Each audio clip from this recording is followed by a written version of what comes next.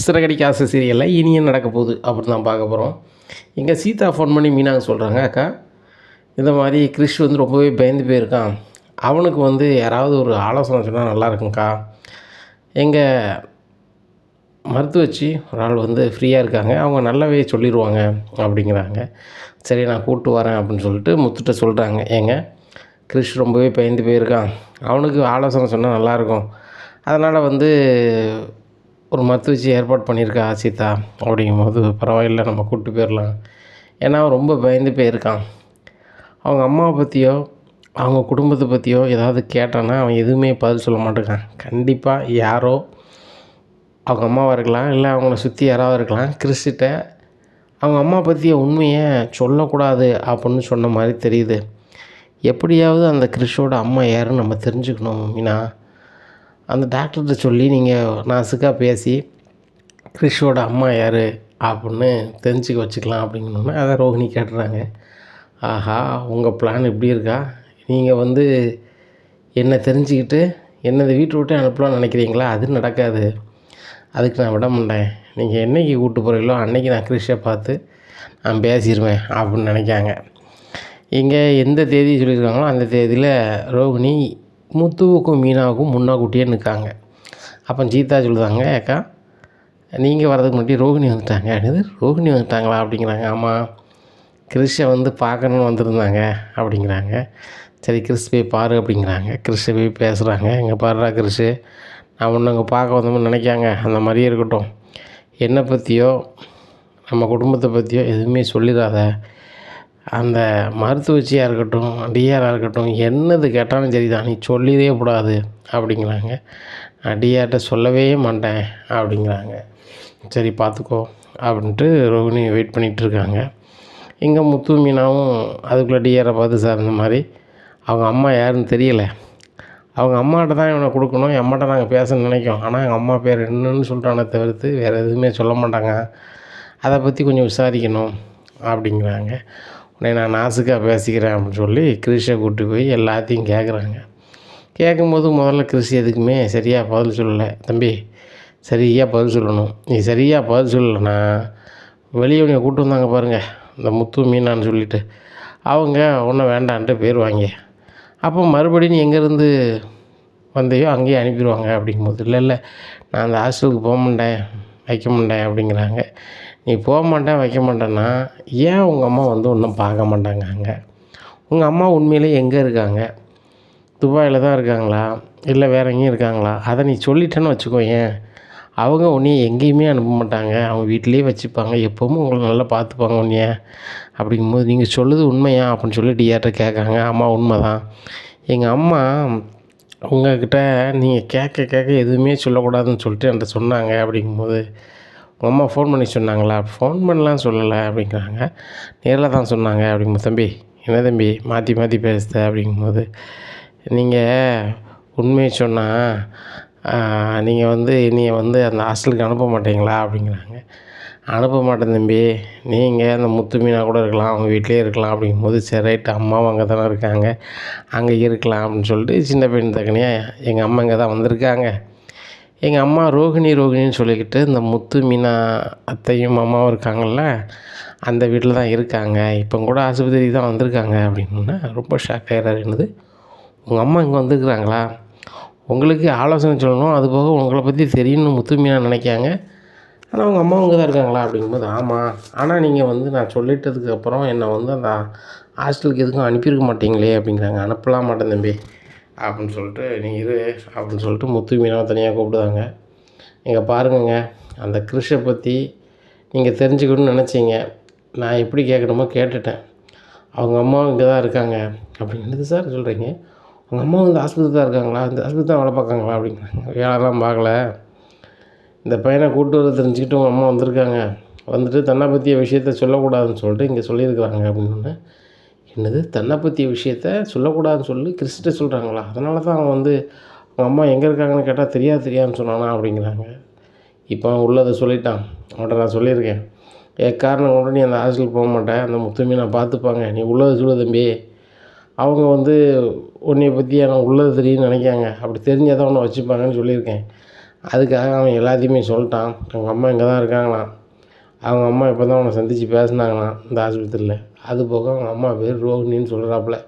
உங்கள் வீட்டில் தான் அவங்க அம்மாவும் இருக்காங்களே அப்படிங்கும்போது முத்துக்கு மீனாவுக்கு ஒன்றும் சார் என்ன சார் சொல்கிறீங்க அப்படிங்கிறாங்க. உண்மை தான், இந்த வழியாக போங்க கிறிஸ்டோட நீங்கள் கேளுங்க அப்படிங்கிறாங்க. முத்து மீனா முன்னாடி போகிறாங்க. போயிட்டு கிறிஷ் நீ சொன்னதெல்லாம் உண்மையா அப்படின்னு சொல்லி மீனா கேட்குறாங்க. அத்தை என்னை மன்னிச்சிருங்க, எங்கள் அம்மா தான் அவங்ககிட்ட எதுவுமே சொல்லக்கூடாது, அப்படி நீ சொன்னேன்னா உன்கிட்ட பேச மாட்டேன், பாட்டி மாதிரி நான் எங்கேயாவது போயிடுவேன் அப்படின்னு சொன்னாங்க. அதனால் என்னால் சொல்லவே முடியல அத்தை.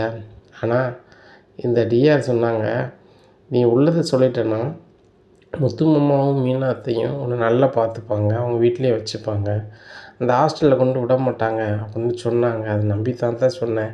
நான் சொன்னதுனால என்னை கொண்டு விட்டுறாதீங்க, நான் உங்களோட இருக்கணும், எங்கள் அம்மாவோட இருக்கணும்னு நினைக்கிறேன் அப்படின்னா முத்துக்கு சரியான கோபம்.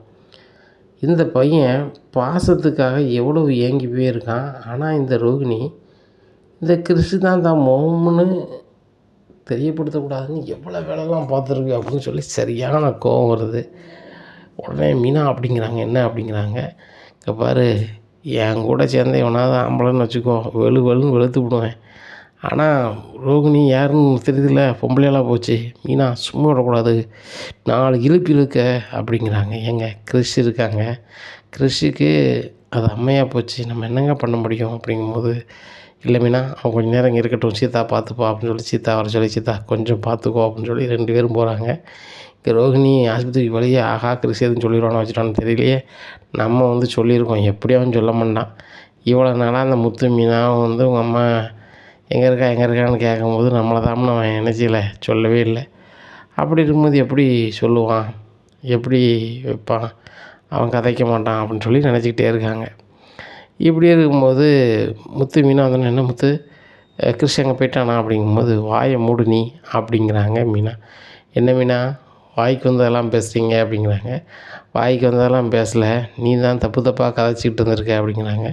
என்ன சொல்கிறீங்க அப்படிங்கிறாங்க. ஆமாம், கிறிஷை யாருன்னே தெரியாத மாதிரி இவ்வளோ நாள் பண்ணீங்கள்ல, நீ எவ்வளோ நாளுக்கு பண்ணுவீங்க அப்படிங்கிறாங்க. உடனே என்ன மீனா என்ன ஒரு மாதிரி பேசுகிறீங்க அப்படிங்கிறாங்க. உனக்கெல்லாம் அவ்வளோ தாண்டி மரியாதை, மோரைகரெலாம் பிச்சு விடுவேன், வேறு யார்ட்டையும் வச்சுக்கோ அப்படிங்கிறாங்க.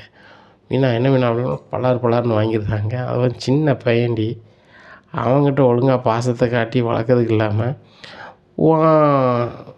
சுயநலத்துக்காக நீ நல்லா இருக்கணுங்கிறதுக்காக அவனை வயசான அவங்க அம்மாட்ட விட்டுட்டு நீ துப்பாயில் இருக்க, அங்கே இருக்க, இங்கே இருக்கன்னு ஃப்ராடை விட்டுட்டு நடந்திருக்க, ஃப்ராடு அப்படின்னு சொல்லி போட்டு ஒழுக்காங்க. மீனா விடுங்கிறாரு முத்து. ஒரு குடுப்பு தான் கொடுக்க சொன்னேன், மீனா இவ்வளவு காண்டில் இருக்காளான்னு சொல்லிட்டு. உன்னை மீனா என்னை மன்னிச்சிருங்க, மீனா என்னை மன்னிச்சிருங்க அப்படிங்கிறீங்களா, மன்னிப்புன்னு என்கிட்ட பேசிடாத. அதுக்கு அர்த்தம் தெரியுமா, ஒரு வாட்டி ஒருத்தன் தப்பு செஞ்சிட்டாங்கனாக்கா அதை என்னை மன்னிச்சிக்காங்க, நான் இனிமேல் செய்ய மாட்டேங்கிறதுக்கு தான் அதுக்கு அர்த்தம். நீங்கள் ஒவ்வொரு வாட்டியும் எதையாவது ஒன்று பண்ணிவிட்டு மன்னிச்சிக்கணும், உன் உடம்பு பூராமே போய் தான் இருக்குது அப்படின்னு சொல்லிட்டு போட்டு எடுக்காங்க. இதை பார்த்துட்டு சீதா, என்னக்கா நீ என்ன கிறிஸ்ட போகிறேன்னு சொல்லிட்டு இங்கே இப்படி பண்ணிகிட்ருக்க, ரோகிணி என்ன பண்ணாங்க வச்சாங்க அப்படிங்கும்போது, ரோகிணி தாண்டி கிறிஸ்டோட அம்மா அப்படிங்கிறாங்க. இதை கேட்ட சீதாவுக்கு சரியான காண்டாயிருது. நேராக இவங்ககிட்ட யார்ட்டையும் சொல்லலை, அண்ணாமலை அங்கிளுக்கு ஃபோன் பண்ணிவிட்டோன்னு சொல்லி அண்ணாமலைக்கு ஃபோன் பண்ணிடுறாங்க. ஃபோன் பண்ணோன்னே அண்ணாமலையும் ஸ்பாட்டுக்கு வந்துடுறாரு. வந்தோடனே, ஏம்மா சீதா சொன்னது உண்மையா அப்படின்னு சொல்லி ரோகின்கிட்ட கேட்குறாங்க. அங்கிள் என்னை மன்னிச்சிருங்க அப்படிங்கிறாங்க. ஏம்மா எத்தனை வாட்டி உன்னை மன்னிப்பிக்கணும், ஒவ்வொரு வாட்டி இப்படி தான் பண்ணிகிட்ருக்க, இது சரி கிடையாது. விஜயா நீ என்றைக்கு பணக்காரி கிடையாதோ அன்றைக்கே விட்டு போகணும், மனோஜுக்கு வேறு கல்யாணம் முடிச்சு வைக்கணும்னு நினச்சா. ஆனால் முத்து மீனா நாங்கள்லாம் சேர்ந்துக்கிட்டு கல்யாணம்னு ஆகிப்போச்சு, அந்த ரோகிணி கூட தான் நீ வாழணும்னு சொல்லி அவன் மனசையும் மாற்றி இன்றைக்கி வரைக்கும் உன்னை அந்த வீட்டில் வாழ வச்சுக்கூடிய சூழ்நிலை உருவாக்கியிருக்கோம். ஆனால் நீ ஒரு சின்ன பையன், அந்த சின்ன பையனை அவ்வளோ சங்கடப்படுத்தி போட்டு நீ உன் வாழ்க்கைக்காக மட்டும் வந்திருக்க. அவனையும் சங்கடப்படுத்தும் போது நாளைக்கு உனக்கு ஏதாவது ஒன்றுனா எல்லாரையும் சங்கடப்படுத்த நீ தயாராக இருப்ப. உன் விஷயத்தை பொறுத்த மட்டும் மனோஜ் மட்டும் தான் முடிவெடுக்கணும், மனோஜ் வர சொல்லியிருக்கேன் அப்படிங்கிறாங்க. அங்கிள் நல்லா இருப்பீங்க, மீனா நீங்கள் நல்லா இருப்பீங்க, முத்து நீங்கள் நல்லா இருப்பீங்க, தயவுசெய்து இந்த 3 பேரும் நீங்கள் மனோஜை சொல்லிட்டீங்கன்னா என்கிட்ட வாழவே மாட்டார். நான் எந்த ஒரு விஷயத்துக்கு கிறிஷ் என் பையன் இல்லைன்னு சொல்லி மறைச்சிக்கிட்டு என்னை பெரிய பணக்காரியாக காட்டிட்டு உங்கள் வீட்டுக்கு வந்தனோ, அதனுடைய நோக்கமே சரியில்லாமல் போயிடும். தயவு செய்து என்ன மன்னிச்சுக்கிடுங்க. எனக்கு ஒரு வாய்ப்பை கொடுங்க. எனக்காக தராட்டில் அந்த கிறிஷுக்காக கொடுங்க அப்படின்னோடனே கிறிஷ் வந்து கையெடுத்து கும்பிட்றான் அண்ணாமலையும், முத்தையும், மீனாவையும். எங்கள் அம்மாவை வந்து மன்னிச்சிருங்க தாத்தா, எங்கள் அம்மாவை மன்னிச்சிருங்க அத்தை, மன்னிச்சிருங்க மாமான்னு சொல்லி இது பண்ணோன்னே ரோகிணி மேலே உள்ள கோபம் பூராமே இறங்கி போய்ட்டது.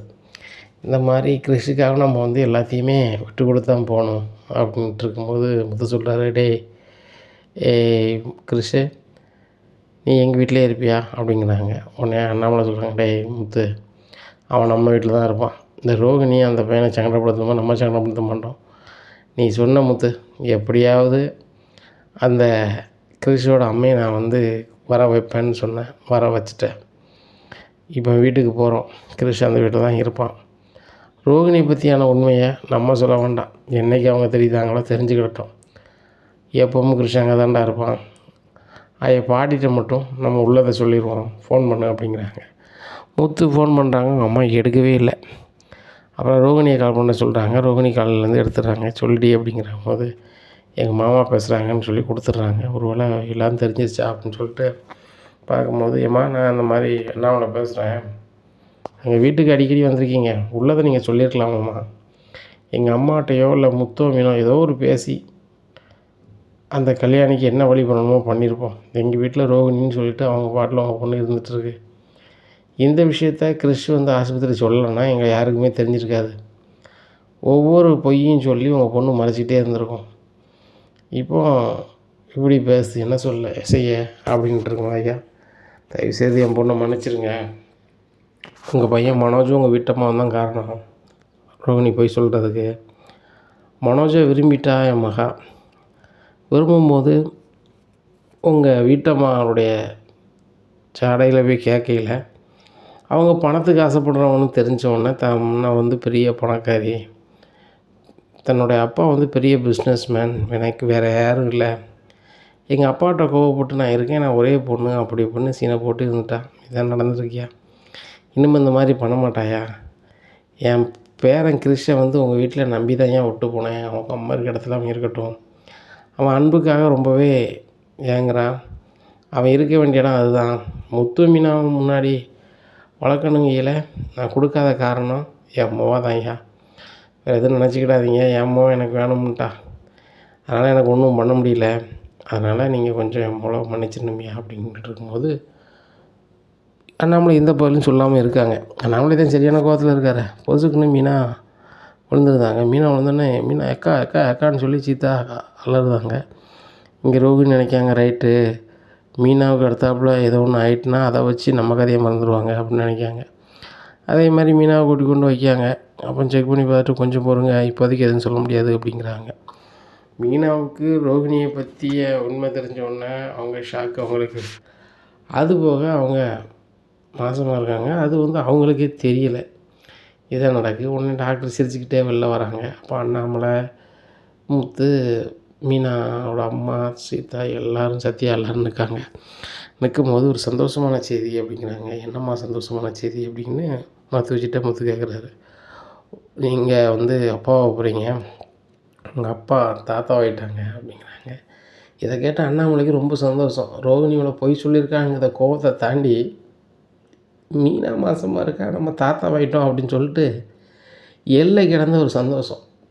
அண்ணாமலை ஃபோன் பண்ணி எல்லாருக்கும் சொல்கிறாங்க. ஃபோன் பண்ணி சொல்லிவிட்டு ரோஹின்கிட்ட சொல்லுதாங்க, இங்கே பாரு, ஒரு கெட்டதுலேயும் நல்லது பாரு, கிறிஷ் வந்த நேரம் நல்ல நேரம், முத்துவும் மீனாவும் அம்மா அப்பா ஆகிட்டாங்க, நான் தாத்தாவாயிட்டேன். இந்த விஷயத்தில் நாங்கள் எதுவுமே சொல்ல போகிறதில்ல. நீங்கள் எப்படி நாசுக்காக மனோஜ்கிட்ட சொல்லுவியோ விஜயாட்ட சொல்லுவியோ சொல்லு, இல்லை அவங்க என்னைக்கு தெரிஞ்சுப்பாங்களோ தெரிஞ்சுக்கிட்டோம், நாங்கள் என்ன சொல்ல மாட்டோம். இந்த சந்தோஷமான செய்தியை கொண்டாடணும் அப்படின்னு சொல்லிட்டு நினைக்காங்க அண்ணாமலை. அப்போ பரசை சொல்லி, பரசே எந்த மண்டபத்தில் அந்த வாசுதேவன் வந்து தான் மோளுக்கு தாலி பிரித்து கொடுக்குற ஃபங்க்ஷன் வச்சாரோ அதே மண்டபத்தில் அதை விட பல மடங்கு ஆட்களை கூப்பிட்டு நம்ம ஃபங்க்ஷன் பண்ணணும் அப்படிங்கிறாங்க. உடனே முத்து சொல்கிறேப்பா இப்போ தானேப்பா கேட்டிருக்கோம், டே இதை நம்ம சொல்லணும்டா. நிறைய பேர் என்ன நம்மளை நீ 60வது பிறந்தநாள் கொண்டாடலை வைக்கலை அப்படி இப்படிலாம் சொன்னாங்க. அவங்க சொல்லும்போது என்னால் பதில் பேச முடியல. காரணம், என் வீட்டில் பேரனோ பேத்தி இல்லையா, நான் எப்படி கொண்டாடுறதுன்னு எனக்கு ஒரு மனசுக்குள்ளே ஒரு உறுத்தல் இருந்துச்சு. இப்போ எனக்கு அது எல்லாமே மாறிட்டா. என் ஃப்ரெண்டுலேருந்து என்னோடய வேலை பார்த்தவன்லேருந்து அறிஞ்சவன் தெரிஞ்சவன் எல்லாத்தையும் இங்கே போடணும் அப்படிங்கிறாங்க. நம்மளை எல்லோரும் ஃபோன் பண்ணி தகவலை சொல்கிறாங்க. நேரில் நிறைய பேர் சொல்கிறாங்க 2 நாள் கழிச்சு ஃபங்க்ஷன்ட்டு. அங்கே எல்லாம் ஏற்பாடு பண்ணுறாங்க. இங்கே விஜயாவுக்கு ஒன்றுமே ஓடலை. என்னடா இது, மனோஜ் வந்து சீக்கிரம் வந்து பிள்ளைய பார்ப்பான், குடும்ப சொத்து கிடைக்குன்னு பார்த்தா அந்த மீனாவுக்குலாம் நல்லது நடக்க போகுது போலையே. எங்கள் அத்தை மீனா மாதமாக இருக்கான்னு சொன்னோன்னே வீட்டுக்கு வந்துட்டாங்க. ஆனால் தான் சம்பாத்தியம் பண்ண சொத்தை வந்து கொடுப்பேன்னு சொன்னாங்க, கொடுக்கல. நம்ம அதை வந்து நினைவு வருது மாதிரி எதுவும் பண்ணிடக்கூடாது அப்படின்னு நினைக்காங்க. இங்கே மனோஜ் வந்து விஜயாட்ட கேட்குறாங்க, ஏம்மா பாட்டி சொல்லும் வர மாட்டாங்க, யார் மாதமாக இருக்கவங்கள ஃபஸ்ட்டு யார் பிள்ளை பார்க்க போகிறாங்களோ அவங்களுக்கு தான் கொடுப்பேன் அப்படி இப்படின்னு சொன்னாங்க. குடும்ப சொத்தை மீனாட்ட கொடுத்துருவாங்களா அப்படிங்கோட்டே. நம்மளாம் அவங்க பாட்டிக்கு ஞாபகப்படுத்திடக்கூடாது, அதனால் ரவிட்டின்னு சொல்லிடு, சுருதிட்டின்னு சொல்லிடு அப்படிங்கிறாங்க. உடனே மனோஜ் வந்து ரவிட்டின்னு சுருதிட்டின்னு சொல்கிறாங்க. அப்போ ரவி சொல்கிறாரு, இதெல்லாம் நான் சொல்ல மாட்டேன், பாட்டிக்கிட்ட எதுவும் முத்து மீனாவும் எதுவும் எதிர்பார்க்க மாட்டாங்க அப்படிங்கிறாங்க. சுருதியுமே அப்படி சொல்லிடுறாங்க. மீனாவுக்கும் அப்படி ஒரு எண்ணம் இல்லை, குடும்ப சொத்தை நம்ம ஆட்டை போடணும், முத்துக்கும் அப்படி ஒரு எண்ணம் இல்லை. இப்படி இருக்க ஃபங்க்ஷன் எல்லாருமே வந்திருக்காங்க. அங்கே சுருதியோட அம்மா அப்பாவுக்கு பிடிக்கலனாலும் சம்பந்தார் வீட்டில் ஃபங்க்ஷன் வந்துட்டாங்கன்னு சொல்லி வந்து நிற்காங்க பேருக்கு. அப்போ மேடையில் பாடி சொல்லுதாங்க, இந்த நாச்சார் வந்து எப்போவுமே பேசின பேச்சை மாற்றி பேச மாட்டேன், நான் உழைச்ச சொத்தில் என் பங்கை நான் வந்து இந்த வீட்டுக்கு யாருக்கு முதல்ல புள்ள உண்டாவதாங்களோ அவங்களுக்கு கொடுக்கன்னு சொல்லியிருந்தேன். இப்போ அதனால் அந்த சொத்தை மீனா கொடுக்கேன் அப்படிங்கும்போது மீனா வந்து ஒரு மாதிரி ஆயிடுறாங்க. எனக்கு வேண்டாம் பாட்டி அப்படிங்கிறாங்க. இல்லைம்மா, நீனும் முத்து ரொம்ப சங்கடப்படுதியே, இதை வச்சு முன்னேறி வாங்க அப்படிங்கும்போது, இல்லை பாட்டி வேண்டாம், என் குழந்தை ரவி வந்து ரெஸ்டாரண்ட் வைக்கணும்னு அங்கங்கே பணத்துக்கு அலைதார், நடக்கலை. என் தங்கச்சி சுருதி வந்து ரெஸ்டாரண்ட் ஓப்பன் பண்ணதுக்கு எல்லா வழியும் பண்ணிட்டான், அந்த ரெஸ்டாரண்ட்டுக்கு போகலான்னு சொல்லிகிட்டு இருக்காரு. அதனால் இந்த பணத்தை நான் வந்து ரவிக்கு கொடுக்கேன் அப்படின்னு சொல்லிட்டு அந்த சொத்து பத்திரத்தையும் பணத்தையும் ரவிகிட்ட கொடுத்துருந்தாங்க. ரவிக்கு ஒன்றுமே விடலை. அந்த மேடையில் வந்து ரவி பேசுகிறாரு, எனக்கு அப்பா வந்து அண்ணாமலையாக இருந்தாலும் எங்கள் அப்பா மாதிரி நல்லா பார்த்துப்பார் எங்கள் அண்ணன் முத்து. அதுக்கப்புறம் எங்கள் அண்ணி, நான் நல்லா இருக்குன்னு நினைக்கிற 2 பேர் இருக்காங்கன்னா அது அவங்க தான் அப்படி அப்படின்னோடனே விஜயாவுக்கு ரொம்ப கடுப்பாகுது. இங்கே வாசுதேவனுக்கும் வாசுதேவன் முன்னாடியும் ரொம்ப கடுப்பில் கிளம்பியே போயிருந்தாங்க. உடனே ரவிகிட்ட வந்து விஜயா சொல்கிறாங்க, டேய் என்ன நினச்சிட்ருக்கேன், உங்கள் மாமனார் மாமியார் வந்தாங்க, அவங்க என்ன நினைப்பாங்க, இந்த முத்து மீனாக தான் பெருசு நீ பேசிகிட்ருக்க அப்படிங்கும்போது, ஏம்மா அவங்க நான் அவங்களுக்கு கீழே இருக்கணும்னு சொல்லி அவங்களுக்கு சொத்து பத்துலாம் எனக்கு கொடுத்து என்னை அவங்க கையில் வச்சுக்கணும்னு நினைக்காங்க. ஆனால் முத்து மீனாவும் அப்படி கிடையாது, அவங்க என்னை உருவாக்கி என்னையை பெருசாக்குன்னு நினைக்காங்க. அதுக்கு எதுக்கும் வித்தியாசம் இருக்கலாமா? அப்பா முத்து மீனா நீங்கள் வச்சுருக்க அன்புக்கு கல்லுங்க இல்லாத அன்பு, அதான் அவங்க வச்சுருக்க அன்பு. நான் வந்து உலகத்துக்கு மத்தியில் பணக்காரனாக தெரியணும், அவங்க மருமன்னா நான் ஒரு பணக்காரனாக இருக்கணும், அது மட்டும்தான். இதே இது சுருதி மாப்பிள்ளை நம்ம மாப்பிள்ளை அப்படிங்கிறது என்ன அவங்களுக்கு கிடையவே கிடையாது அப்படிங்கிறாங்க. இதை சுருதி கேட்டுறாங்க. சுருதிக்கும் சரியான கோவம். அவள் வீட்டுக்கு போனோன்னே சுருதி சொல்கிறாங்க, எங்கள் அப்பா அம்மாவை பற்றி நீ ஒரு மாதிரி பேசுறது நல்லது கிடையாது அப்படிங்கும்போது, சுருதி நான் சொல்ல வந்தது வேறு அப்படிங்க, நீ சொல்லுறது நிப்பாட்டு அப்படின்னு சொல்லிடுறாங்க. சுருதி ரவிகிட்ட எதுவுமே சொல்லாமல் தான் ரெஸ்டாரண்ட் ஆரம்பிக்கக்கூடிய எல்லா வேலையும் பார்க்குறாங்க. அப்போ ரவிகிட்ட போய் சுருதியோட அம்மா பேசுகிறாங்க, மாப்பிள்ளை தெரிஞ்சோ தெரியாமலோ சுருதி வந்து ரெஸ்டாரண்ட் ஓப்பன் பண்ணுறா, அவளுக்கு ரெஸ்டாரண்ட் பற்றி ஒன்றுமே தெரியாது, அவளுக்கு டப்பிங் மட்டும்தான் போவா வருவா, மற்றபடி ஒன்றும் தெரியாது, விளையாட்டு பிள்ளை. ஆனால் நீங்கள் அவளோட இருங்க வைங்கன்னு சொன்னோன்னே ரவிக்கு ஒன்றும் ஓடலை. வாசுதேவன் தனியாக சந்தித்து பேசுகிறாரு. வாசுதேவன் தெரிஞ்ச ஆட்களை ஒவ்வொருத்தரையும் அனுப்புகிறாங்க. ஏன் இவ்வளோ எதுக்கு அண்ணாமலையும் ரவியை கூப்பிட்டு பேசுகிறாங்க, டே உன் பொஞ்சாதி, அவள் ஒரு தொழில் பண்ணுதா, அவள் எப்படி எப்படி அரேஞ்ச்மெண்ட் பண்ணணும் அது கூட அந்த பிள்ளைக்கு தெரியல, அதனால் நீ வந்து அவளோட சப்போர்ட் ஆயிரு அப்படிங்கும்போது, இல்லைப்பா அவங்க அப்பா பணத்தில் உருவாக்குறானா அப்படிப்பா அப்படிங்கும்போது, இல்லைடா அவங்க அப்பா பணத்தை உருவாக்கலை, அந்த பிள்ளை உழைச்ச காசில் தான் பண்ணுது, அதை கூட நீ கேட்க தயாராக இல்லாமல் இருக்கும்போது நான் என்ன பண்ண முடியும் அப்படிங்கும்போது, இல்லைப்பா கொஞ்ச நாள் கழித்து நம்ம ரெடி பண்ணுவோம்னு சொல்லும் போது அவள் உடனே ரெஸ்டாரண்ட் ஆரம்பிக்கும்போது நான் என்னப்பா செய்ய முடியும், என்னை நம்பி தான் அந்த மீத்து வந்து பிஸ்னஸ் பண்ணிகிட்ருக்காங்க அப்படிங்கும்போது, எங்கே பாரு பிஸ்னஸ் பண்ணுறவங்களுக்கு நம்ம ஒரு வேலைக்கு உள்ள ஆள், ஆனால் சுருதிக்கு நீ வீட்டாள், சுருதி நீ என்ன பண்ணாலும் அவளோட சப்போர்ட் பண்ண வேண்டியது உன்னோட வேலையாக இருக்குது, நீ எதுவும் பண்ணால் சுருதி சப்போர்ட் பண்ணால் தானே நல்லாயிருக்கும்னு நீ நினைப்பல, அதே மாதிரி தான் அந்த புள்ளி நினைக்கும். பேசாமல் மீத்துட்ட சொல்லிவிட்டு ரெஸ்டாரண்ட் ஒரு வழியை பாரு அப்படிங்கிறாங்க. சரிப்பா அப்படின்னு சொல்லிட்டு நினைக்கிறாங்க. இங்கே மீத்துக்கு 2 குழப்பம். ரவி வந்து சுருதி ரெஸ்டாரண்ட்டுக்கே போயிடுவாரா, இங்கே தான் வேலை பார்ப்பாரா அப்படின்னு சொல்லிட்டு அவங்க ஃப்ரெண்ட்ஸ்க்கெலாம் கேட்குறாங்க. இல்லைங்க எங்ககிட்ட சொன்ன வகைக்கு நான் சுருதி ரெஸ்டாரண்ட் போக மாட்டேன் தான் ரவி சொன்னாப்புல, இங்கே தான் வேலை பார்ப்பாப்புல அப்படிங்கும்போது சுருதி இவங்க மீத்து நினைக்காங்க சரி ரைட்டு, ரவி நல்ல தீர்க்கமான முடிவில் தான் இருக்கார், நம்ம இங்கே தான் இருப்பாங்க, அவரை வச்சு தான் அந்த ரெஸ்டாரண்ட் நல்லா போயிட்டுருக்கு, நம்ம வந்து அவரை எக்காரணம் கொண்டு அனுப்பிடக்கூடாது அப்படின்னு நினைக்காங்க. எப்படின்னு ரவி அழைக்கிற, ரவி வாங்க ரவி அப்படிங்கும்போது மீத்து கூப்பிட்டு நான் தனியாக பேசணும் அப்படிங்கிறாங்க. அதுக்கு மீத்து சொல்லுங்கள் ரவி, நீங்கள் தனியாக பேசுகிறதுக்கு நான் கொடுத்து வச்சுருக்கணும் சொல்லுங்கள் அப்படிங்கிறாங்க. மீத்து என்ன நினைக்காங்கன்னா, சரி ரைட்டு, நம்மளை விரும்புவேன்னு சொல்லுவாரோ, சொல்லட்டும், அப்படி சொன்னால் கூட பரவாயில்லை, நீங்கள் வந்து சுருதிக்கு உங்களுக்கு சம்மந்தம்னு மட்டும் ஒரு பேப்பர் எழுதி வாங்கிட்டு வாங்க, நம்ம கல்யாணம் பண்ணிக்கலாம் அப்படிங்கிற அளவுக்கு இருக்காங்க. ஆனால் இங்கே ரவி வந்து சொல்கிறது வேறு கதையாக இருக்குது. இந்த மாதிரி சுருதி வந்து ரெஸ்டாரண்ட் ஓப்பன் பண்ண போகிறான், உங்களுக்கே தெரியும். எனக்கு அங்கே போக விருப்பமே இல்லை. இந்த ரெஸ்டாரண்ட்டில் என்னை நம்பி தான் நீங்கள் வந்து நிறைய வேலைகளை கொடுக்கீங்க, நானும் என்னால் முடிஞ்சதை பண்ணிகிட்ருக்கேன். அப்படிங்கும் இல்லை ரவி, ரொம்பவே நல்லா பண்ணுறீங்க, உங்களால் ஏகப்பட்ட லாபம் வந்துருக்குது, நான் வருஷ கடைசியில் நீங்கள் பண்ண வேலைக்கு தான் மொத்தமாக உங்களுக்கு கொடுக்கலான்னு நினச்சிட்ருக்கேன். அப்படிங்கும்போது அதெல்லாம் இருக்கட்டும், நிறைய பேர் வந்து நீ வந்து சுருதி உன் பொஞ்சாதி, அவங்க ரெஸ்டாரண்ட் ஆரம்பிக்காங்க, நீங்கள் அவங்களோட இருங்க, அவங்களோட எங்கள் அப்பா, எங்கள் மாமா, எங்கள் அத்தை, என் முத்துலேருந்து எல்லாருமே சொல்லிகிட்ருக்காங்க, எனக்கு ரொம்ப குழப்பமாக இருக்குது. அப்படிங்கும்போது அப்போ தான் வந்து சுருதி வந்து பண்ணுற வேலை மீத்துக்கு தெரிய வருது. ஓ, இந்த மாதிரிலாம் ஆட்களை வச்சு பண்ணுறியா அப்படின்னு சொல்லிட்டு, நான் என்ன வேலை பார்க்குறேன் பாரு அப்படின்னு நினைக்காங்க. எப்படி இருக்கும்போது, இல்லை ரவி, எல்லோரும் எதுக்கு சொல்கிறாங்க அப்படின்னா, அவங்கவுங்க பஞ்சாயத்துன்னு சொல்கிறாங்க, ஆனால் உங்கள் மாமா பணத்துலேயோ நீங்கள் உழைக்காத பணத்துலேயோ அவங்க ஆரம்பிக்கும் போது உங்களுக்கு மறுவாதியே இருக்காது, அது உங்கள் பணமாக ஆகாது, அது சுருதியோட பணம், அதனால் நீங்கள் அந்த ரெஸ்டாரண்ட் நீங்கள் போகாதீங்க, நீங்கள் என் கூட இருங்க, கொஞ்சம் நாள் கழித்து ஒரு 10 வருஷம் கழித்து நான் உங்களுக்கு பணம் தரேன், நீங்கள் தனியாக ஆரம்பிங்க, இல்லை இதில் வர லாபத்தை உங்களுக்கு தரேன், நீங்கள் அதை சேர்த்து வச்சு கூட நீங்கள் தனியாக ரெஸ்டாரண்ட் வைங்க, இப்போதைக்கு நீங்கள் சுருதியோட பணத்தில் ரெஸ்டாரண்ட் ஆரம்பித்து அதில் நீங்கள் போனீங்கன்னா நல்லா இருக்காது அப்படின்னு சொல்கிறாங்க. அதான் எனக்கு குழப்பமாக இருக்குது அப்படிங்கிறாங்க. உடனே சரி மீத்து, நீங்கள் சொல்கிறதும் சரிதான், நீங்கள் தான் வேலை பார்க்க போகிறேன்னு சொல்லிட்டு வேலைக்கு போயிடுறாங்க. மீத்துக்கு ரொம்ப சந்தோஷம், சுருதியோட ரெஸ்டாரண்ட்டுக்கு போகணும்னு சொல்லி ஒரு அரை மனசு நினப்பில் இருந்த ரவி அப்படியே மாற்றிட்டோம். இப்படி சொன்ன ரவி வந்து, உங்களை பிடிச்சிருக்கு மீத்து, நான் சுருதி கூட வாழ விரும்பலன்னு சொல்லியிருந்தா ரொம்ப சூப்பராக இருந்திருக்குமே, நடக்கலையே அப்படின்னு சொல்லிட்டு நினச்சி மீத்து வீட்டுக்கு போகிறாங்க.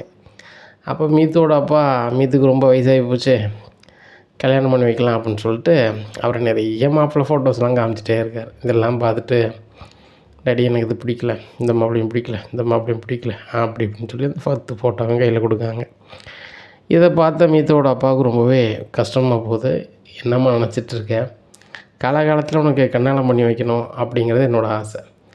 எல்லா அப்பா அம்மாவும் நம்ம குறிப்பிட்ட காலத்துக்குள்ளே பேரம்பேத்தியை பார்த்துட்டு போகணும் அப்படிங்கிறது ஆசையாக இருக்கும். எனக்கு அதே ஆசை தான், ஏமா அதை பண்ண மாட்டேறேன் அப்படிங்கும்போது, டாடி நான் உங்கள்கிட்ட சொல்லியிருக்கேன்ல, நான் இந்த சிட்டி ஃபுல்லும் ரெஸ்டாரண்ட் ஆரம்பிக்கணும், பயங்கரமாக லாபம் சம்பாதிக்கணும், அதாம்மா என்னுடைய இது அப்படிங்கும்போது, என்னம்மா நினச்சிட்ருக்கேன், அந்த ரவி பையனோட பொஞ்சாதி தனியாக ரெஸ்டாரண்ட் ஆரம்பிக்க போகிறான், அங்கே போயிடுவான், அங்கே போயிட்டான்னா நம்ம வியாபாரத்தில் கொஞ்சம் டஃப் ஆகும், அப்போ நம்மளுக்கு வந்து கொஞ்சம் சங்கடங்கள் வரும், அதை வந்து நீ கல்யாணம் முடித்த மாப்பிள்ளை இருந்தாருன்னா அவர் மேனேஜ் பண்ணதுக்கு உன்னோட வந்து சப்போர்ட் பண்ணுவார்னு பார்த்தா, நீ என்னம்மா அப்படி பண்ணுற அப்படிங்கும்போது, ரவி அங்கே போகவே மாட்டார்ப்பா அப்படிங்கும்போது, நீ நினச்சிட்ருக்க பொஞ்சாதி ஒரு ரெஸ்டாரண்ட் நடத்தும் போது பொஞ்சாதிக்கு ஒன்றுனா விட்டு கொடுப்பாரா, போயிடுவார், அதனால் நீ புரிஞ்சுக்கோ அப்படிங்கிறாங்க. உடனே அப்பா சொன்னோன்னே அப்படி மனசு பயங்கரமாக குழம்புது. ரைட்டு, சுருதி வந்து எதையாவது சொல்லி அங்கே இழுத்துருவாங்க, நம்ம தான் வேறு ஏதாவது வழி பண்ணணும் அப்படின்னு நினைக்காங்க. இங்கே வாசுதேவன் பஞ்சாயத்தையும் வீட்டில் பேசுகிறாங்க. பேசும்போது, ஏங்க நம்ம பொண்ணு ரெஸ்டாரண்ட் ஆரம்பிக்க போகுதுன்னு சொல்லுது, அப்போ கூட இந்த அண்ணாமலை பையன் வந்து போக மாட்டான்னு சொன்னால் என்னங்க அர்த்தம் அப்படிங்கும்போது, வேறு என்ன, அந்த மீத்து பொண்ணு மேலே அவனுக்கு ஒரு எண்ணம் இருக்குன்னு நினைக்கிற ரவி, அதான் அந்த பிள்ளை ரெஸ்டாரண்ட் விட்டு வர மாட்டேங்க, வைக்க மாட்டேங்கான்னு வாசுதேவன் பேசுகிறார். எனக்கும் அப்படி தாங்க தோணுது, நான் முன்னாடி நம்ம மாப்பிள்ளை நல்ல ஆள், அப்படி பண்ண மாட்டார் நானே நினச்சேன், சுருதிட்டின்னு சொல்லியிருக்கேன், ஆனால் சுருதி ரொம்ப நம்புகிறான் அந்த ரவி பையனை அப்படிங்கிறாங்க.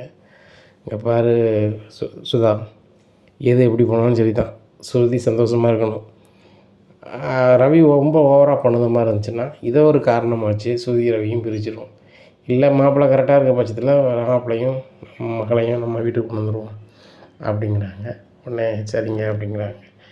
இங்கே மீத்து பயங்கரமாக யோசனை பண்ணுறாங்க, இனிமேல் பட்டு நம்ம வந்து கேம் ஆடினா தான் முடியும், இந்த சுருதி வந்து கண்டிப்பாக ரவி எப்படியாவது அவங்க ரெஸ்டாரண்ட்டுக்கு எடுத்துருவாங்க அப்படின்னு நினச்சிட்ருக்காங்க.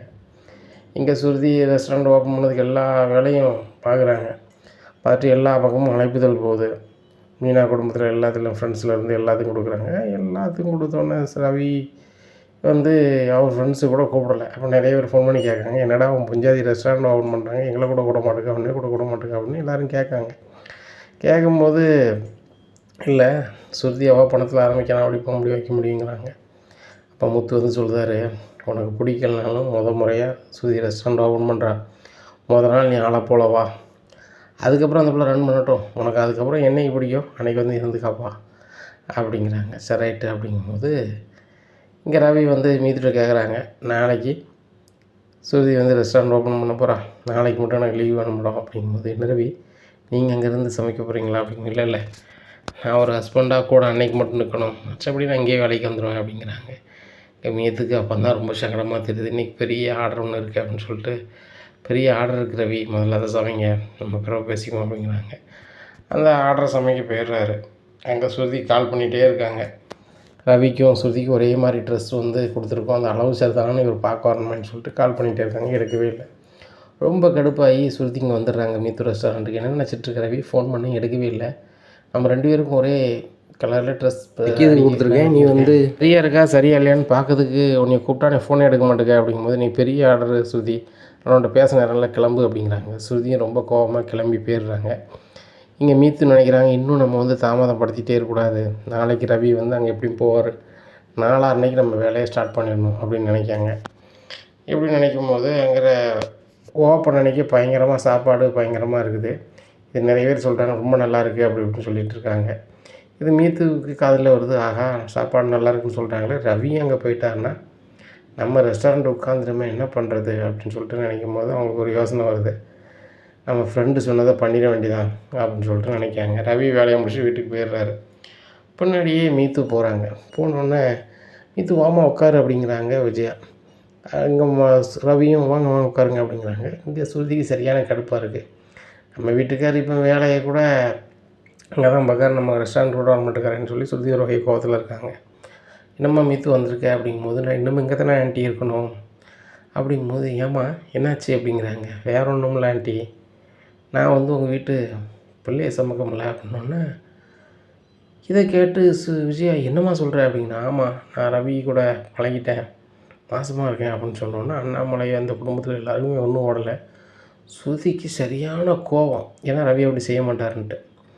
உடனே இவர் கேட்குற, ரவி என்ன மீத்து இப்படிலாம் வாய்க்கு வந்தது பேசிகிட்டு இருக்கீங்க அப்படின்னு. ரவி நீங்கள் சொல்கிறதுக்கு ஒரு மாதிரி இருக்கீங்க, அதனால தான் வந்து சொல்கிறேன், இன்னுமே நான் எங்கள் அப்பா வீட்டில் இருக்க முடியாது, எங்கள் அப்பா வீட்டில் இருந்தால் எனக்கு மாப்பிள்ளை அதெல்லாம் பார்த்துட்ருக்காங்க, இனிமேல் தான் என் வீடு, நான் இங்கே தான் இருப்பேன் அப்படின்னோடனே ஸ்ருதி கேட்குறாங்க, மீத்து நான் தனியாக ரெஸ்டாரண்ட் ஆரம்பிச்சிட்டேன், இந்த கோவத்தில் எல்லாமே பண்ணிகிட்ருக்காதீங்க அப்படிங்கும்போது மீத்து சொல்கிறாங்க ஸ்ருதிட்ட, ரெஸ்டாரண்ட்டில் எனக்கு பெரிய மேட்ரு கிடையாது, எங்கள் அப்பா கோடிக்கணக்கில் சம்பாத்தியம் பண்ணிட்டாரு, நான் உட்காந்தே ஒரு 7 தலை மாதிரி உட்காந்து சாப்பிட்லாம், ஆனாலும் என் வந்து வீடு இதுதானே, அதான் இங்கே வந்தேன் அப்படின்னோடனே, டே ரவி அவங்க என்னடா சொல்கிறான் மீத்து, ஒழுங்காக சொல்கிறான் அப்படிங்கிட்டே அவன் ஸ்ருதி அப்படிலாம் கிடையாது இப்படிலாம் கிடையாதுங்க, அப்படி இருக்க போய் தான் அவங்க வந்திருக்காங்க, நான் இந்த வீட்டில் இருக்க மாட்டேன்னு சொல்லி ஸ்ருதி ரொம்ப கோபமாக அவங்க வீட்டுக்கு போயிடுறாங்க. வீட்டில் போய் நடந்ததை சொல்லி அழுகிறாங்க. அவங்க அப்பா அம்மாவுக்கும் சரியான கோபமாகுது.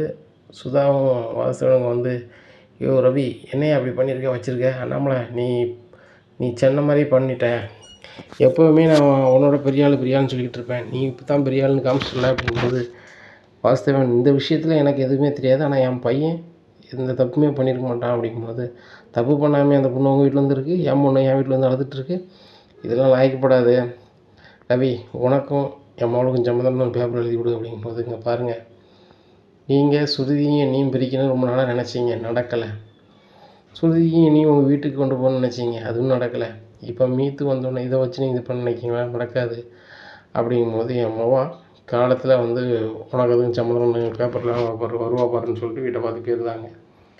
இங்கே மீத்துகிட்ட ரவி பேசுகிறாரு, ஏன் மீத்து இப்படி பண்ணுறீங்க, அவங்க வீட்டில் ஃப்ரெண்ட்லியாக தானே பேசியிருப்பேன் வச்சுருப்பேன், மற்றபடி நான் எதுவுமே பண்ணதில்லையே அப்படிங்க. ரவி நம்ம ரூம் எங்கே இருக்குன்னு சொல்லுங்கள் அப்படின்னு சொல்லிட்டு ரவி ரூம் பார்த்து போயிடுறாங்க.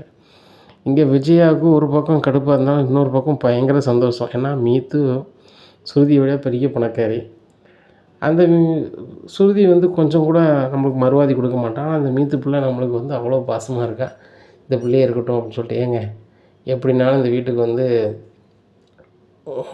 பிள்ளைகள் வரணும், இந்த குடும்பம் வாரிசு வேணும் அப்படி இப்படின்னு சொல்லிகிட்டு இருப்பீங்க, உங்கள் செல்லம்மா முத்துக்கு வரப்போகுது, ஏன் ரவிக்கு வந்தால் என்ன அப்படின்னுட்டுருக்காங்க.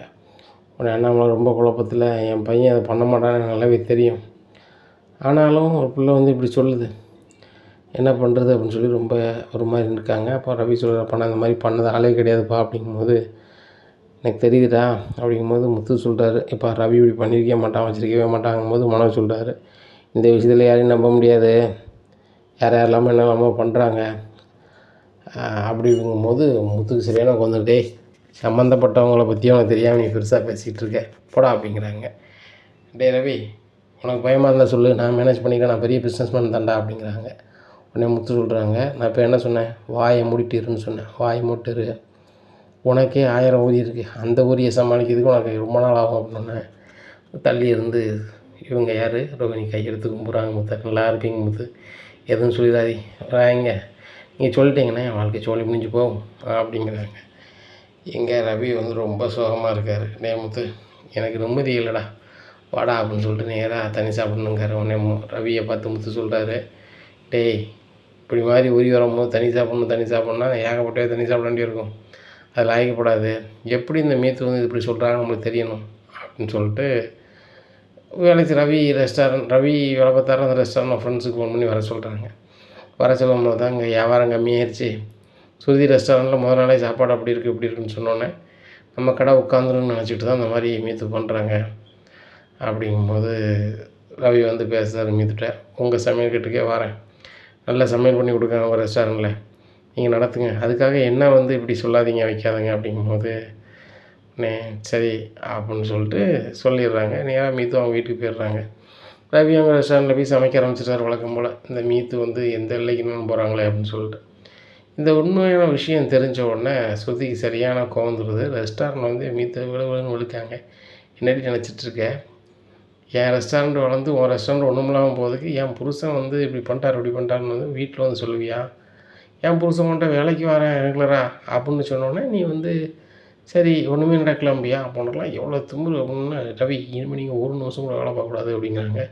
ஸ்ருதி, நீ என்ன புரிஞ்சுக்கிட்டல, நீ புரிஞ்சுக்கணுன்னு தான் எங்களோட சம்மந்தப்பட்ட நியூஸை உனக்கு வர வச்சேன், அது வரைக்கும் தான் நான் இங்கே இருப்பேன். மீத்துங்க பாருங்கள், உங்களுக்காக மறுபடியும் வேலைக்கு வரல, ஸ்ருதிக்கு உண்மை நல்லா தெரியணும், அதனால தான் இங்கே வந்தேன், நான் இப்போ என் பொஞ்சாதி ரெஸ்டாரண்ட்டுக்கே கிளம்புறேன் அப்படின்னு சொல்லிட்டு நேராக ஸ்ருதி ரெஸ்டாரண்ட் போகிறாங்க.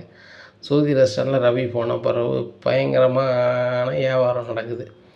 அப்போ அண்ணாமலை குடும்பத்துலேருந்து ரொம்ப சந்தோஷம். அப்போ வாசுதேவன் வீட்டில் போய் பேசணும்னு சொல்லி முத்தை கூப்பிட்டு போகிறாரு அண்ணாமலை. என்ன வாசுதேவன், எங்கள் வீட்டில் வந்து என்னெல்லாமோ பேசிட்டு போனீங்க, என் பையன் அப்படி பண்ணிட்டான் அப்படி பண்ணிட்டான்னு, உங்கள் பொண்ணை நீங்கள் வந்து வேறு கல்யாணம் பண்ண நினைக்கலான்னு கூட ஐடியாவே இருப்பீங்க, ஆனால் என் பையன் இந்த தப்பும் செய்யலன்னு தெரிஞ்சுக்கிட்டே மர்மமாக போயிட்டான், இப்போ அவங்க 2 பேர் ரெஸ்டாரண்ட் நல்லா நடத்தாங்க என்ன அப்படிங்கும்போது, என் பையன் நல்லவனு தெரிஞ்சுக்கிட்டா சரி தான் அப்படின்னு சொல்லிட்டு போயிருந்தாங்க.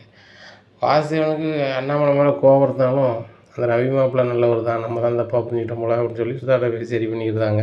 இப்படி இருக்கும்போது அருண் வந்து சீதாட்ட பேசிகிட்டு இருக்காங்க. பேசிகிட்டு இருக்கும்போது, இங்கே பாரு சீதா, நீ வந்து உங்கள் குலதெய்வம் கோயிலுக்கு போகணுன்னு உங்கள் அம்மா சொல்லிகிட்டு இருக்கு, அங்கே போகும்போது 2 மருமகனும் வரணுங்க, நான் வந்த பிறகு முத்து ஓவராக பண்ணிகிட்ருப்பேன், தண்ணி கிண்ணி சாப்பிட்டுருப்பேன், எனக்கு லாய்க்கக்கூடாது, நான் ஒரு அதிகாரியாக இருக்கேன், அதனால் நீங்களாம் போய்ட்டு வாங்க, நான் வரல அப்படின்றாங்க. கோயிலுக்கு போகும்போது முத்து வர்றாரு, அருண் மட்டும் வரலை. அப்போ சீதா கிட்ட அவங்க அம்மா கேட்குறாங்க, என்னடி மாப்பிள்ளையை கூட்டி வந்துருக்கலாம்ல அப்படிங்கும்போது, அம்மா இப்படி சொல்லுதாரு, மாமா வந்து இப்போ பெருசாக படிக்கலை, வேலையும் பார்க்கல, சர்க்காரில் நான் வேலை பார்க்கேன், உங்கள் மாமா எந்தையாவது பண்ணுவார், எனக்கு அது கோவம் வரும், அது வேறு மாதிரி ஆயிரும், அதனால் வரலன்ட்டார் அப்படிங்கும்போது மீனாவுக்கு ஒரு மாதிரி ஆகுது. மீனா ஓரமாக நின்று ஒரு மாதிரி ஃபீல் பண்ணிகிட்ருக்காங்க. அப்போ முத்து வராங்க, என்னம்மா அப்படிங்கிறாங்க. இல்லைங்க, நீங்களும் நல்லா தான் சம்பாதிக்கிறீங்க, நானும் நல்லா சம்பாதிக்கிறேன், காலனா காசுனாலும் சர்க்காரில் வேலை பார்க்கணும் அப்படின்னு சொல்லுவாங்க, சர்க்காரில் வேலை பார்க்கறதுனால அந்த அருண் ரொம்ப ஓவராக பேசுகிறாரு, என் புருஷனால் விட்டு கொடுக்க முடியல, கஷ்டமாக இருக்குது, சீதா வந்து யார் சைடில் நிற்குதுன்னு சொல்லிட்டு அவளும் தனிட்டு கிடக்கா அப்படிங்க. மீனா சர்க்காரில் வேலை பார்த்தா தான் வேலையா, நீ டெக்கரேஷன் வேலை செய்யலையா, நானும் பிஸ்னஸ் பண்ணலையா, என்றைக்கே வரணும் நம்ம பெரிய ஆளாக வருவோம் அப்படிங்கும்போது, ஆமாங்க அது இன்னும் உண்மை தான் அப்படின்ட்டு இருக்காங்க. இங்கே மீனா மாதமாக இருந்தாலும் கூட அந்த பூ வியாபாரத்தை பைக்கில் போய் பார்த்துக்கிட்டு இருக்காங்க. அப்போ கரெக்டாக மீனாவுக்கு தெரிஞ்ச ஒரு பெரிய அரசியல்வாதி பெரிய பொறுப்பில் இருக்கார், அவர்கிட்ட வந்து பூவை கொடுக்காங்க. என்னம்மா நீ உங்கள் அம்மாட்ட பேசையில் நீ மாதமாக இருக்க அப்படி இப்படின்னு சொன்னாங்க, நீ எதுக்குமா பூ கொண்டு வந்த அப்படிங்கும்போது, வேறு வழி இல்லையா, நானும் என் வீட்டுக்காரரும் ரொம்ப சங்கடப்பட்டுட்ருக்கோம். வாழ்க்கையில் முன்னேறணும்னா ஏதாவது ஒரு வகையில் தொழில் பண்ணணும்லையா, அதான் ஏன் பூ கொண்டு வைக்கேன் அப்படிங்கிறாங்க. ஏம்மா உன் புருஷன் டிரைவர் தானே சொன்னேன் அப்படிங்கிறம்மா அப்படிங்கிறாங்க. சர்க்காரில் ஒரு வேலைக்கு ஆளுக்கு தேவைப்படுது, நான் அதை சரி ரெடி பண்ணிட்டு போம்மா, நான் ஒரு லெட்ரு தரேன், அதை கொண்டு கொடுத்தா அவன் சேர்ந்துக்கலாமா அப்படிங்கிறாங்க. என்னையா சொல்கிறீங்க அப்படிங்க. ஆமாம்மா, பெரிய ஒரு பஸ் இருக்குது, அதை ஓட்டுவானா அப்படிங்கிறாங்க. அதெல்லாம் ரொம்ப நாளாக கார் ஓட்டுவார், பஸ் ஓட்டுவார் அப்படிங்கிறாங்க. சரிம்மா, நீ வந்து நாளைக்கு காலையில் ஒரு 10 மணிக்கு அவர் கார் அனுப்புதேன், அதில் வந்து சேருமா அப்படிங்க. இல்லையா நாங்களே வந்துடுவோம் அப்படிங்கிறாங்க. இல்லை நீ வந்து காரில் தான் வந்தால் நல்லாயிருக்கும், ஏன்னு கேட்டால் பைக்கில் வந்தால் நல்லா இருக்காது அப்படிங்கும்போது, என் வீட்டுக்காரே தான் கார் வச்சுருக்காரு அப்படின்னா. சரி ரைட்டு, நாளைக்கு 10 மணிக்கு வாங்க அப்படிங்கிறாங்க. இங்கே மீனா ஒரு இடத்துக்கு போகணுங்க அப்படிங்கும்போது, மீனா நான் பூயா இடத்துக்கு போகண்டா, நீ மாதமாக இருக்க வீட்டில் இருக்குன்னு சொன்னேன், நீ என்னன்னா நான் இங்கே போகிறேங்க, இப்போ எங்கே போகணுங்க அப்படிங்கிறாங்க. உங்கள் கதையை ஒரு முக்கியமான இடத்துக்கு போகணும் அப்படிங்கிறாங்க. மீனா எனக்கு என்ன முக்கியமான கதை இருக்குது சொல்லு அப்படிங்கும்போது, ஏங்க நான் சொன்னால் தான் வருவீங்களா வாங்க அப்படின்னு சொல்லிட்டு நேராக கூட்டி போயிருந்தாங்க. மீனா என்ன மீனா இங்கே பெரிய மந்திரியாக இருக்கார், அவர் வீட்டுக்கு கொண்டு வந்திருக்கா அப்படிங்கும்போது, ஏங்க அவர் தான் வந்து உங்களை பார்க்கணும்னாரு, பேசணும்னாரு, அதான் கூட்டி வந்திருக்கேன் அப்படிங்கிறாங்க. நீங்கள் தாங்க தம்பி, நீங்கள் தான் மீனா மாப்பிள்ளையா டிரைவருன்னாங்க.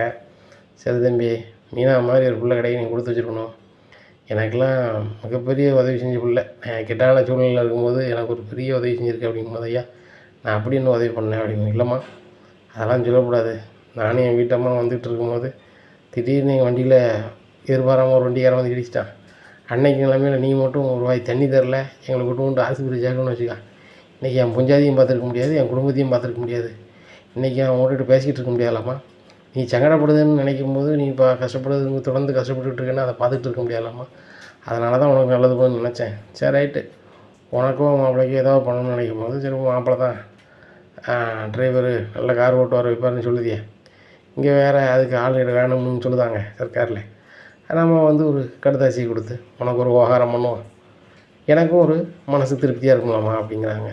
இதை கேட்ட முத்து இல்லையா எனக்கு வேண்டாயா அப்படிங்கிறாங்க. எப்பா நான் செய்கிறது வந்து உன் பொஞ்சாதிக்கும் நீ சர்க்கார் வேலைக்கு போனால் உனக்கு ஒரு எண்ணம் இருக்குது, நான் சொன்னோடனே சரின்னு சொன்னால் அதான் அர்த்தம் அப்படிங்கிறாங்க.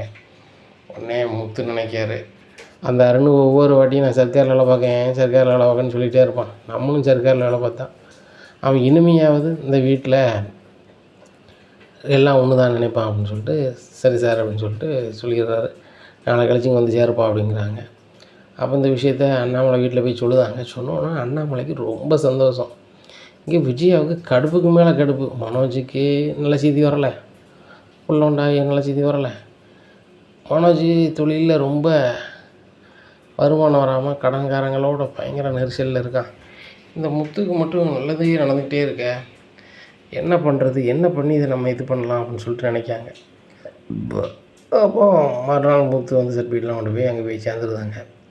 அப்போ அந்த பெரிய ஆள் யார் முத்துக்கு உதவி பண்ணால் அவங்ககிட்ட போய் நம்ம பேசணும், எப்படியாவது பேசி இந்த வேலையை கிடைக்க விடாமல் ஆக்கணும் அப்படின்னு சொல்லி விஜயா வந்து வாசுதேவன் வீட்டுக்கு போகிறாங்க. வாசுதேவன் தான் போதுமே, முத்துக்கு ஏதாவது நல்லது நடக்கூடாதுன்னா நம்ம என்ன பண்ணலான்ட்டு அவர் நேராக அந்த மந்திரி போய் பார்க்காரு.